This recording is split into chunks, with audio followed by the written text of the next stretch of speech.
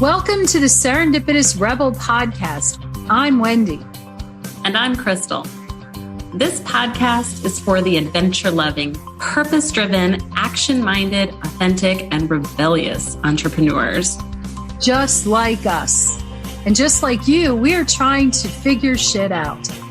So join us as we talk about business and life and everything in between.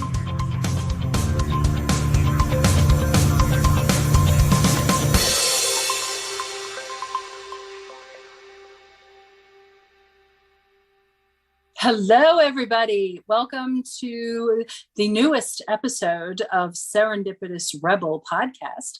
Hi, I'm Wendy, and I'm here with Crystal. I could have let you say your own name. Do you want to say your name? No, I'm good. Sounds better coming from you anyway. Today, I'm introducing myself also as the fur mom to Pebbles. Pebbles is a 5-year-old Yorkshire Terrier. We are going to talk about pets in the online space as entrepreneurs. How many of you, like me, when Wendy proposed the topic, was like, what? Why? And then Wendy told me and I was like, oh, yes. So before I let her explain why, I am the fur mama of Severus, who is a 1-year-old border doodle. And Lynx and border doodle. It sounds like a made up breed too, but he's not that little though. Pebbles is little. Severus is huge. Well, huge for me. He's the largest dog I've ever had. Why pets, Wendy? Yeah, it's not just because it's really fun to introduce yourself as a fur mom and talk about, your adorable pet kind of thing. But also, as we have merged into this online space, this virtual world, pets have played a different role, I think, as for us entrepreneurs. And one of the things is that there are constant companions. And if you are, how did you put it? A cave. When we work in a cave, you have in a lot of cases, you have a pet that's alongside of you who may not deliver the coffee or the tea, but offers the companionship that a lot of us need. The pet may not answer the questions that you ask of them, but hey, you never know. So it doesn't stop us from asking. It doesn't stop us from asking. Exactly. So not only is there the companionship of knowing that another breathing creature is there with you as you work through your day. Also, I think that we have started to use our pets, and I don't mean to say like use, but use our pets as a way of showing our authentic self, of identifying a little bit more about ourselves that I think is wonderful when it comes to our branding. What says you, oh marketing guru? I loved that idea. And of course, when you said anything for branding, my ears immediately perked up, kind of like Severus's does when I say treat. But it's kind of this idea that, when I think of you in a kayak with your personal branding, and so for those that don't know, link in show notes, Wendy's Instagram page, Rebel on the Go, she's in a kayak a lot of the time. It's where she ends up going live in our group, is from a kayak often. And often she also has Pebbles with her. And so she has the cutest pictures of her in this kayak with this little Yorkshire Terrier. And it's like, he's so adorable. He's just like sitting there with you. And I'm like, how are you doing that? Because there's just... Also, because I still have a dog in very much the puppy stage, and dogs in the puppy stage are like toddlers running around your house without a diaper. Like it's just a lot of work, and it's kind of I'm in like that exhausting stage. And I remember, we've had dogs before. We had a gap in between our last puppy and this puppy because it's just hard to lose a dog. I look at you with that and I just think that's hilarious and cute. And I will think about that always. And then how many times are we in a Zoom call, and not just between you and I, but on coaching calls with clients or with our group, and Pebbles hops in, and it's not even that we see him, but you might talk to him off Yes. camera, off the side. And it becomes part of a personal brand. I think a lot of people do this with their pets. I see a lot of people post pictures of their cats or their, I'm not getting anything done. And they've got cute little pictures of their cats, in their laps. Or I've done podcast recordings where I've interviewed people and their cat walks like, because cats just don't give a fuck. They just started walking across the keyboard, like right across in front of them. Right.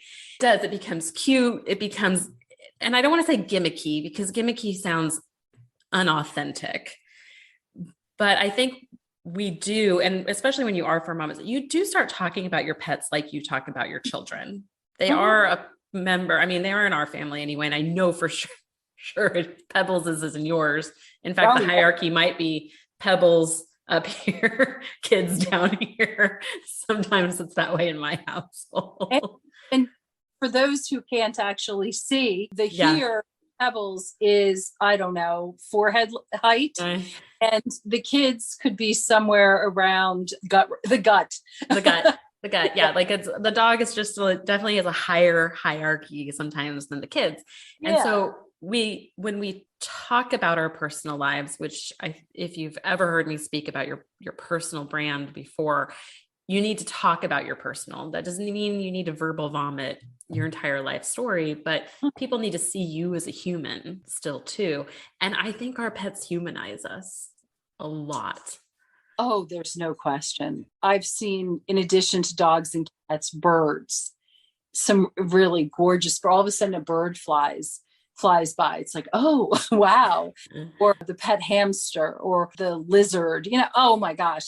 It's always interesting. Like, why does your pet have that name? Or why did you choose that type of pet? And I do think it allows us to open up in actually a very safe way. Usually talking about your fur babies is a lot of times easier than talking about your children.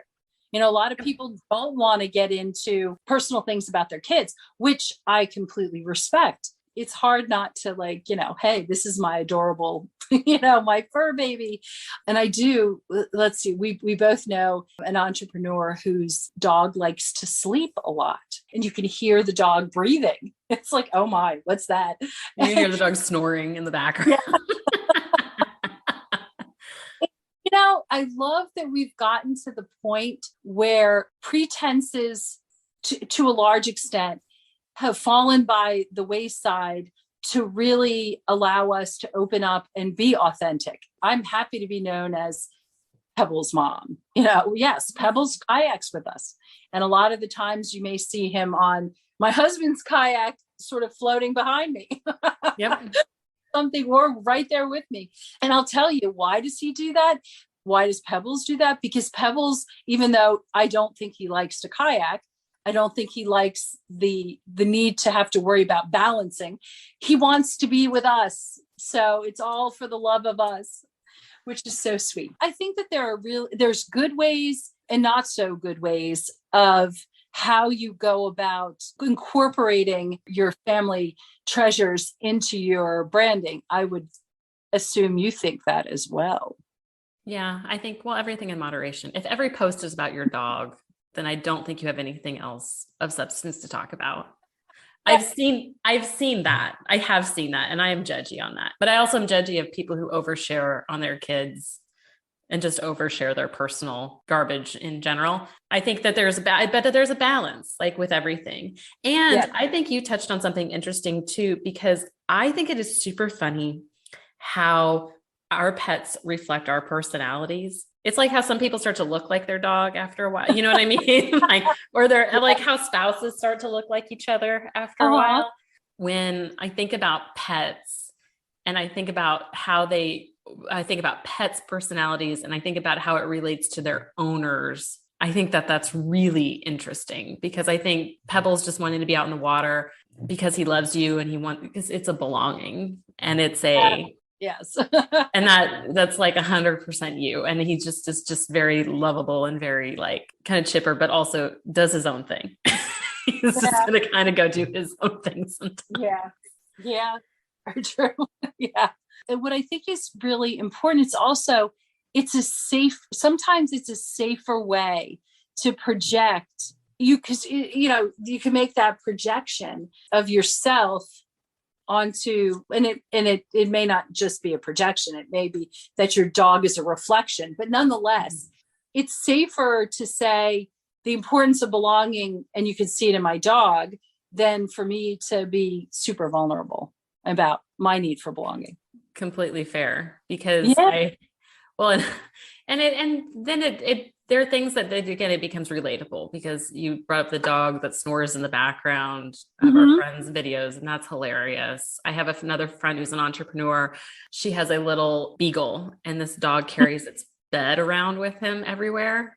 And so it doesn't matter where he's going. If he's going outside to go to the bathroom, or if he's running down the hall, he's got this giant bed in his mouth, like that he's running down the hall. So she just posts random stories of this itty bitty dog running around with this bed. And so you start to know, like, what is Jack up to today? Like, what crazy antics is that dog up to today? She's not running around pulling a bed behind. No, she's not running around pulling a bed around her, but there's probably... And we're definitely not saying that the person we know with the sleeping dog, we're not saying she snores. She might. Well, she might, but I don't think so. But anyway, it's just, that's really cute. And, there is a way of incorporating that into, especially social media, that is light and humorous. And if done, as you say, not on an hourly basis or something like that, that can be, I don't know. I look forward to seeing pictures of or stories about other people's pets. Yeah. I agree. Yeah. And the ability to be vulnerable with our pets too, because our pets are the things that comfort us. I know if I'm crying or if I'm upset, my dog comes and lies in my lap. They just know. And, we got Severus, and he is going to be trained as a service animal for my youngest. And so when she's having an episode or she's having an issue, we scoop him up onto the bed with her, and he licks her face. And it's just like this very tender, very sweet thing. So it is amazing of how much we love our pets, how much they do become incorporated into our lives. And like you said, they are the thing that's sitting here in the office right now, laying down here, hanging out with me during the day. Yes. I mean, Pebbles is so ignoring me. He's like, you're not doing anything that interests me right now. Severus is having severe FOMO because Brandon pulled him out of the office, and he's staring at me through the office doors going, let me in, let me in, let me in. And if that's not me, I don't know what is. They're so cute. So, yeah. So, what I'd love, and let's figure out how I would love to see pictures. I love looking at pictures of pets. So I would love anyone who wants to share, especially if their pet is somewhere in their office helping work, would love. And you can hop over to, let's see, Rebel on the Go, our Facebook community, and post pictures in there. I want to see pets. I want to see pets. We want to see all your pets. So link in show notes for the group, you guys. I think that's it for today. Just something a little bit lighthearted on the ballot for today, but until next time. Yes. So it's now time for us to go love on our dogs. The perks of entrepreneurship. Exactly. All right. Bye, guys. See you next week. Thanks for listening. Be sure to subscribe and leave us a rating. But only if you liked it. Otherwise, just keep it to yourself. You can learn more about our upcoming masterminding opportunities on our website at serendipitousrebel.com.